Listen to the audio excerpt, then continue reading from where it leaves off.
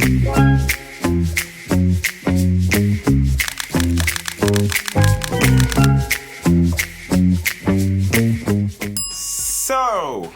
you have downloaded the Octa FX app and you've created your account now. You understand the difference between a bull and bear market, but you have one problem. You don't know what currency to pick. Market analysis is the way you understand what is happening in the Forex market, so you can place the best bet possible. Essentially, it's how you decide what pair to pick. Now, there are three major types of market analysis. The first is a fundamental analysis, the second is a technical analysis, and the third is simply a sentimental analysis. In this episode, we're going to talk about the fundamental market analysis. Now, let's get into it, shall we?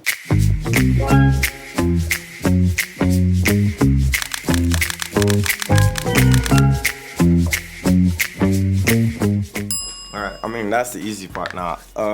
I'll tell you this, right? A fundamental analysis is a study of how, the economic and social-political environment of a country affects its currency rate. To be fair, hundreds of economic reports are released every day, and even if you quit your day job to treat Forex 24/7, it would be completely impossible to go through everything. Now, there are a few things that you always want to be on top of. The first one is the interest rates. Now, the second thing is the higher a country's interest rate, the more likely its currency will strengthen. Now, currencies with lower interest rates are more likely to weaken over the long term. You get me? I get you, but that wasn't the second one, right? The second one is inflation. As inflation continues to rise, the currency will weaken against other currencies, and this could literally force traders to dump it for other currencies that are rising. Yes, Consumer Price Index, or CPI as it's more currently known, is another thing you should always be on top of. Now, the CPI is one of the most important gauges of inflation, and it tracks inflation by measuring the value of a group of goods and services. It's a good way to figure out if citizens of a country have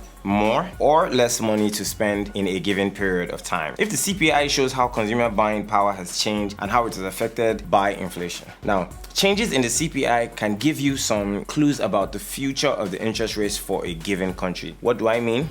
Now, imagine if a central bank wants to keep inflation at, let's say, 2%, and the CPI indicates that inflation could be rising to 5%. The central bank can now respond by increasing the interest rates to take out more money from the economy, and this can now strengthen the currency. On the other side, if a country has strong employment numbers, it means life is good, and the currency could become hotter and, hotter than freshly baked bread. Different countries have different ways of tracking unemployment. The US uses non-farm payroll, an assessment of employment trends with the exception of governments, non-profit organizations, and farm workers, as well as the unemployment insurance claims. In Canada, they use the Labor Force Survey, which measures the level of change in the national employment rate. Her Majesty's United Kingdom uses the claimant count change to measure unemployment insurance claim changes. And under the earth, Australia uses a wage price index to monitor wage changes. Very interesting that you said that. See, the thing one day you guys need to understand is that the level of home sales is also a good economic indicator to track, because houses aren't cheap. So if more people are buying houses in a country, it means that the economy and the citizens of the country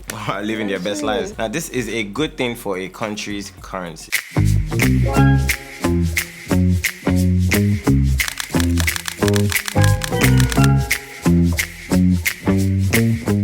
Balance of payment, or BOP, summarizes all transactions for a certain period of time between the country's residents and the foreigners from another country. Essentially, how much buying and selling happens between Nigerians and everyone else, who is doing the bulk of the selling and the bulk of the buying. The balance of trade impacts currency exchange rates because supply and demand of goods and services can lead to an increase or decrease in the strength of currencies. A country with a high demand for its goods tends to export or sell more than it imports, increasing demand of its currency. Simple. Yes, one last thing before we go. One last thing you need to stay on top of when doing a fundamental analysis is the socio-political state of a country. Now, a stable political and social environment will be better for its currency leadership. What does that mean, right? You guys speaking too much English. Well, imagine if the king of Zamunda is suddenly, let's say, assassinated and there's a struggle for who will replace him. That uncertainty would make traders very anxious because that environment can quickly or slowly devolve into anarchy. And I don't know about you, Sha, but nobody wants to do business with a society in chaos. And that is how you do a fundamental analysis. Period.